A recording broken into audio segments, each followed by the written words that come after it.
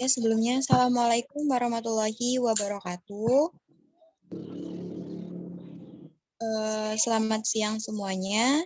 Yang terhormat kepada Ibu Dr. Evi Ratna Kartikawati, MPD PhD, serta Ibu Yanti Karmila Nengsi, SPD MPD, selaku dosen mata pengampu pemberdayaan perempuan.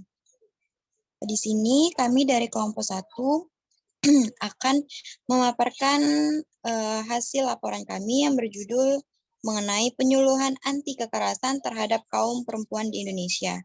Sebelumnya, alangkah lebih baik izinkan saya selaku moderator untuk memperkenalkan terlebih dahulu anggota kelompok kami. Yang pertama itu ada Alda Medita, yang kedua itu ada Arisia, yang ketiga itu ada Ayu Gusnawati, yang keempat itu ada Melda Rista, yang kelima ada Gandhi Kusuma, dan yang terakhir itu ada saya sendiri, Renyunita. Slide selanjutnya itu mengenai pengertian kekerasan akan dijelaskan secara langsung oleh Saudari Ayu. Kepada Saudari Ayu, dipersilakan.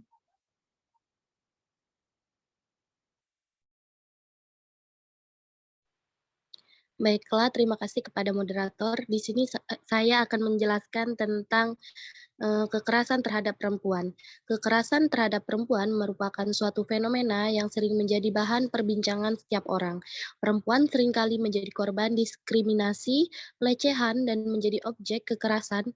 Biasanya kekerasan yang terjadi identik dengan kekerasan fisik seperti penganiayaan dan juga kekerasan seksual seperti pemerkosaan.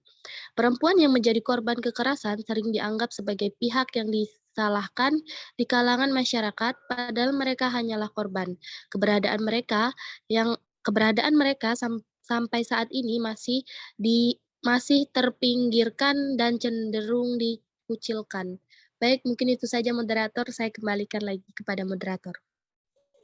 Baiklah, terima kasih kepada Saudari Ayu. Selanjutnya itu mengenai bentuk-bentuk kekerasan terhadap perempuan akan dijelaskan oleh Saudari Arisia. Kepada Saudari Arisia, saya persilakan. Baiklah, terima kasih kepada moderator. Di sini saya Arisia, sebelumnya izin untuk off-cam karena terkendala sinyal. Jadi saya akan menjelaskan terkait bentuk-bentuk kekerasan. Jadi tindak kekerasan atau pelanggaran terhadap hak anak ini dapat berwujud setidaknya dalam 4 bentuk. Yang pertama itu kekerasan fisik, yang kedua kekerasan psikis, yang ketiga jenis kekerasan seksual, yang keempat dilanjut slide-nya. Yang keempat itu jenis kekerasan ekonomi. Nah, lalu untuk faktor penyebab terjadinya kekerasan ini ada pewarisan kekerasan antar generasi, lalu ada struktur keluarga, yang selanjutnya itu ada stres sosial, dan ada isolasi sosial dan keterlibatan masyarakat bawah. Mungkin itu saja, saya kembalikan ke moderator. Baiklah, terima kasih kepada Saudari Arisia. Selanjutnya itu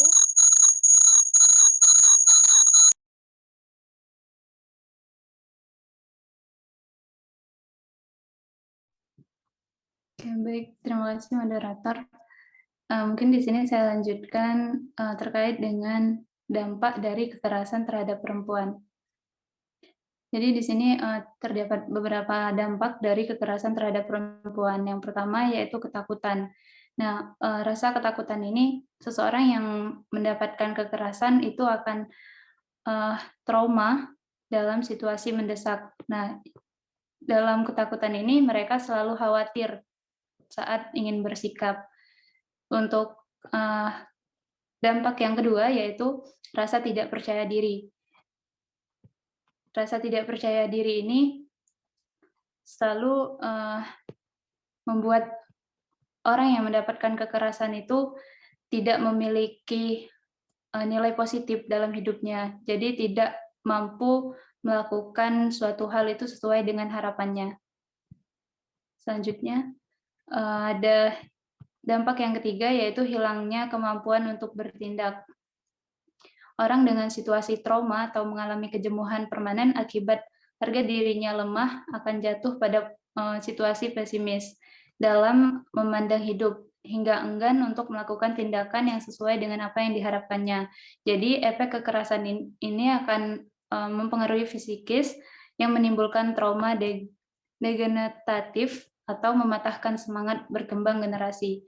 Untuk dampak yang terakhir yaitu adanya situasi tidak berdaya. Situasi ini juga merupakan gangguan pribadi dan dikatakan orang sakit secara psikologis. Ciri-ciri situasi tidak berdaya ini antara lain putus asa, menyerah sebelum berbuat, fatalistik, dan selalu menggantung diri pada otoritas, dan orang yang tidak berdaya itu akan sulit melakukan komunikasi. Mungkin itu saja, saya kembalikan ke moderator. Baiklah, terima kasih kepada Saudari Melda Risa. Selanjutnya itu mengenai program yang tepat untuk permasalahan kekerasan perempuan itu akan saya jelaskan sendiri. Jadi di sini kelompok kami kan mengambil permasalahan mengenai perempuan itu yaitu kekerasan terhadap perempuan. Nah, di mana kekerasan terhadap perempuan itu banyak kita jumpai di kalangan masyarakat sekitar. Nah, jadi program yang tepat untuk mengatasi permasalahan tersebut yaitu program penyuluhan anti kekerasan terhadap kaum perempuan. Nah, ini merupakan salah satu program yang tepat untuk diterapkan atau dijalankan karena dari hasil penyuluhan nanti kita dapat membuka pikiran masyarakat nih akan kesadaran diri mengenai banyaknya kasus kekerasan terhadap perempuan di Indonesia ini. Selanjutnya itu mengenai model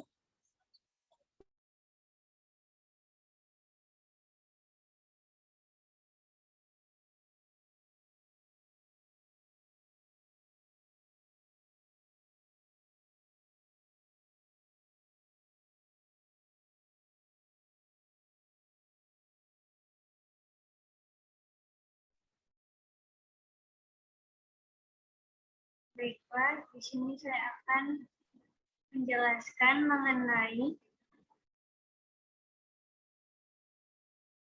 metode pelaksanaan. Dalam kegiatan yang dilakukan ini berupa kegiatan penyuluhan kepada masyarakat untuk mengatasi atau mengantisipasi tindak kekerasan kepada perempuan. Kegiatan yang dilakukan ini dalam bentuk penyuluhan anti kekerasan terhadap kaum perempuan di Indonesia. Dalam kegiatan penyuluhan ini terdapat 3 tahap. Yang pertama, tahap persiapan. Yang kedua, tahap pelaksanaan. Dan yang ketiga, tahap monitoring dan evaluasi.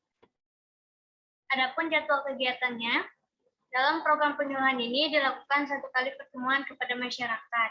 Yang mana pertemuan sebelumnya ini sudah dapat izin dari kepala desa atau tempat yang akan dilaksanakan. Yang ketiga itu